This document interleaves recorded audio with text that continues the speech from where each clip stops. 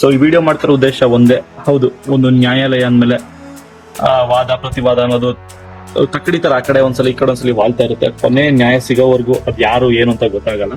So ನಾನು ಎಲ್ಲ D boss ಅಭಿಮಾನಿಗಳಿಗೆ ಕೇಳ್ಕೊತಾ ಇರೋದು, ಒಬ್ಬ ಡಿ ಬಾಸ್ ಅಭಿಮಾನಿಯಾಗಿ, ಸೈಲೆನ್ಸ್. ಸೊ ಆ ಸೈಲೆನ್ಸ್ ಅನ್ನೋದೇ ಈಗ ನಮ್ಗಿರೋ ಒಂದು ಆಯುಧ. ಸೊ ನಾವು ಮಾತಾಡೋದು, ಯಾಕೆಂದ್ರೆ ಈಗ ಅವರಂತೂ ಒಳಗಡೆ ಇರ್ತಾರೆ.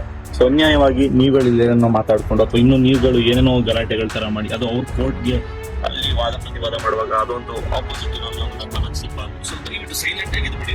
ಎಲ್ಲೋ ಹೊರಗಡೆ ಹೋಗಿದ್ದಾರೆ, ಅದೊಂದು ಶೂಟಿಂಗ್ ಆಗಿದ್ದಾರೆ ಅಂತ ಅನ್ಕೊಳ್ಳಿ. ಅಂಡ್ ಯಾರ ಪೋಸ್ಟ್ ಗಳಿಗೆ, ಯಾರ ಟ್ವೀಟ್ ಗಳಿಗೆ ಏನು ರಿಪ್ಲೈ ಮಾಡಬೇಡಿ. ಆರಾಮಾಗಿ ಹಳೆ ನೆನಪುಗಳನ್ನ ಮೆಲ್ಕಾಗ್ತಾ ಒಂದಷ್ಟು ದಿನಗಳನ್ನ ಕಳಿಯೋಣ. ಅಷ್ಟರಲ್ಲಿ ನ್ಯಾಯ ಅನ್ನೋದೊಂದು ತೀರ್ಪಾಗುತ್ತೆ. ಸೊ ಆಗ ಹೊರಗಡೆ ಬರ್ತಾರೆ. ಮತ್ತೆ ಹೊರಗಡೆ ಬಂದ ಮೇಲೆ ಏನಿದೆ ಅದನ್ನ ಮಾಡ್ಕೊಂಡು ಹೋಗೋಣ. ದಯವಿಟ್ಟು ಎಲ್ಲ ಡಿ ಬಾಸ್ ಅಭಿಮಾನಿಗಳ ಪೇಜ್ಗಳಿಗೆ, ಡಿ ಬಾಸ್ ಫ್ಯಾನ್ಸ್ ಗಳಿಗೆ ದಯವಿಟ್ಟು ವಿಡಿಯೋ ಶೇರ್ ಮಾಡಿ. ವಿಡಿಯೋ ಮಾಡ್ಕೊಳ್ಳೋದು ಒಂದೇ ಉದ್ದೇಶ, ನಮ್ಮಿಂದ ಅವ್ರಿಗೆ ತೊಂದರೆ ಆಗೋದು ಬೇಡ. ಅಂಡ್ ಇನ್ನೊಂದು ಏನು ಅಂತ ಹೇಳಿದ್ರೆ, ನಾವಿಲ್ಲಿ ಏನೇ ಮಾಡಿದ್ರು ಅವ್ರಿಗೊಂದು ವೆಪನ್ ಆಗಿ ಸಿಗುತ್ತೆ ಅಲ್ಲಿ ವಾದ ಮಾಡಕ್ಕೆ. ಅಂಡ್ ಇನ್ನೊಂದು, ಅವ್ರಿಗೆ ಈ TRP ಅನ್ನೋದು ನಾವುಗಳೇನೋ ಮಾತಾಡೋದು, ನಮ್ಮ ಅಭಿಮಾನಿ ಬಳಗಗಳೇನೇನೋ ಮಾಡೋದು, ಅದನ್ನ ಇಟ್ಕೊಂಡು ಅವ್ರು ಉಜ್ಜೋದು, ಸೊ ಅದೆಲ್ಲ ಬೇಡ. ಸೊ ನಾವುಗಳೇನೋ ರಿಯಾಕ್ಟ್ ಮಾಡಿಲ್ಲ ಅಂದ್ರೆ ಅವರೇ ತಣ್ಣಗೆ ಆಗ್ತಾರೆ.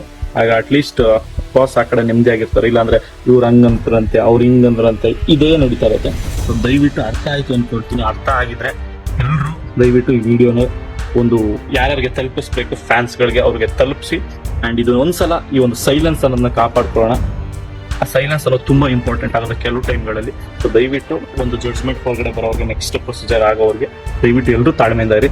ಅಂಡ್ ಯಾರಿಗೂ ರಿಯಾಕ್ಟ್ ಮಾಡಬೇಡಿ, ಯಾರಿಗೂ ಏನೂ ಮಾತಾಡಬೇಡಿ. Thank you so much.